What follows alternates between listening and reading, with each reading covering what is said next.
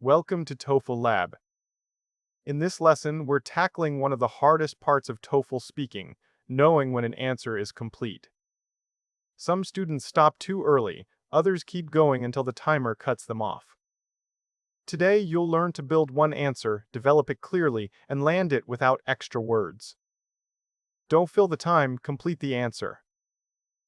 Listen to this answer.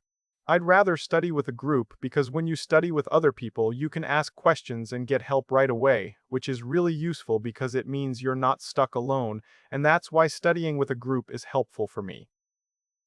That's not a bad idea. It's one idea said 3 times, and it got cut off before it finished the third one. That answer didn't fail because it was wrong. It failed because it never stopped.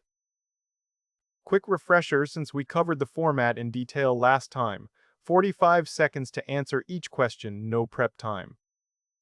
Here's the part this video is actually built on. The task isn't scored on how much of the clock you use. It's scored on whether your response gives the question relevant, connected development, not just more words. Appropriate, not maximum. A complete answer and a long answer are not the same thing. So here's the line to actually remember: don't fill the time, complete the answer. Answers fail this in exactly 2 directions and they look nothing alike. One stops too early, you say your point, you don't know what else to add and you either go silent or start repeating yourself. The other runs too long, you keep reaching for one more idea until the clock catches you mid-sentence. Same mistake, 2 different speeds, both come from the same place, not knowing what finished actually feels like.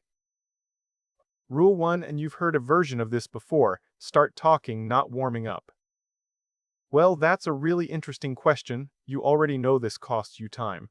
Here's the sharper version of why it matters today. Every second spent warming up is a second you don't get back for building the one idea that actually needs to land. Say your answer first. Spend the rest of the time on it. So if you're not counting seconds, what are you doing instead? You're feeling for a shape. 3 parts: open, build, land. Open is your direct answer, one sentence, no warm-up. Build is one real reason developed until it actually explains something, not a stopwatch drill. You'll feel when an idea is actually built versus when you're just circling it. Land is a short closing move that tells the listener you meant to stop, a real consequence, a concrete detail, or just a clean final sentence. To be clear, this is not a formula with fixed seconds per part. It's a shape you learn to feel. Some ideas build fast, some need a little longer. So what actually counts as building an idea instead of just stating it? Development usually does one of a few jobs. It explains a mechanism, what specifically happens step by step. It gives a consequence, why that outcome actually matters. Or it adds a real situation, what the idea looks like in practice. Take a broad reason like studying alone helps me focus. That's a direction, not a built idea yet. Ask it one more question: what actually changes because of it? Answer that and the idea is built. Rule 2, and this is the one most students get backwards: one idea fully built, not 2 ideas half built.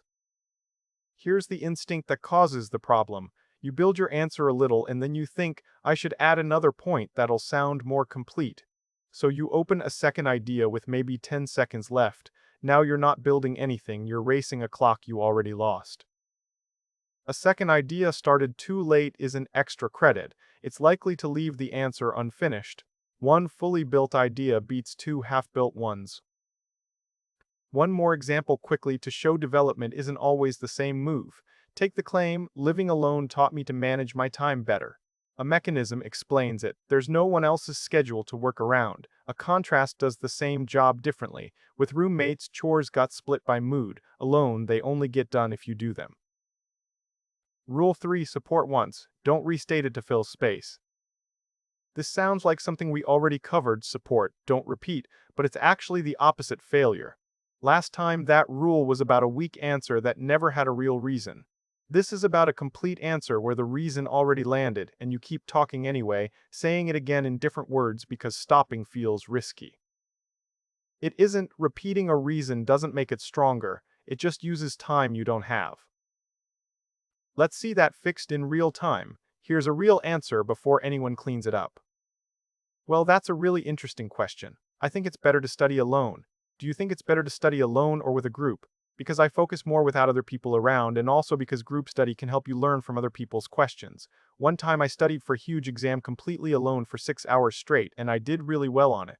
So yeah, studying alone works better for me, I guess. That's not a bad answer, it's a buried one. The warm-up goes first, it was never the answer. The repeated question goes next, the listener already heard it.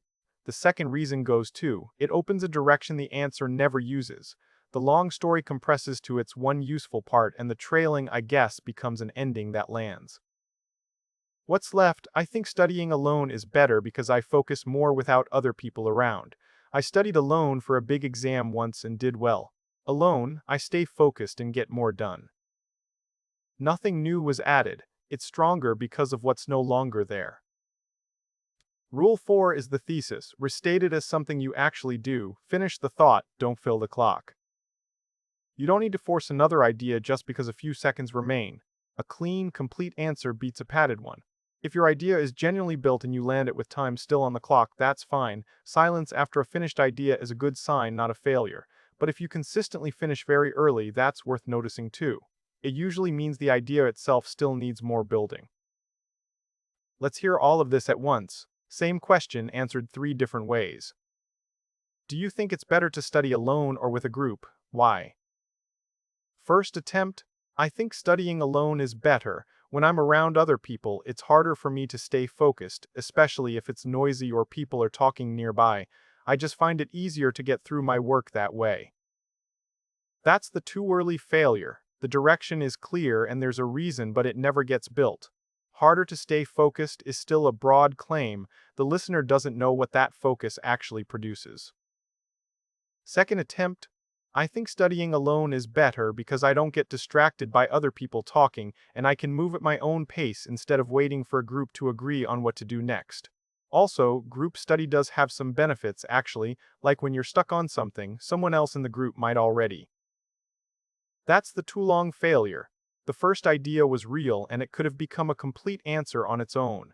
But a second idea opened with barely any time left and the ending got lost, not because the thinking was bad, but because there wasn't time to finish what had just started. Now the complete version. I think studying alone works better for me, mainly because I focus more without other people around. When I study with a group, I end up following other people's questions instead of thinking through my own. Alone, I move at my own pace and I actually remember more of what I read. Direct answer. One real reason developed with an actual mechanism, not a repeated line, not a second idea crammed in, and it lands on its own with time to spare.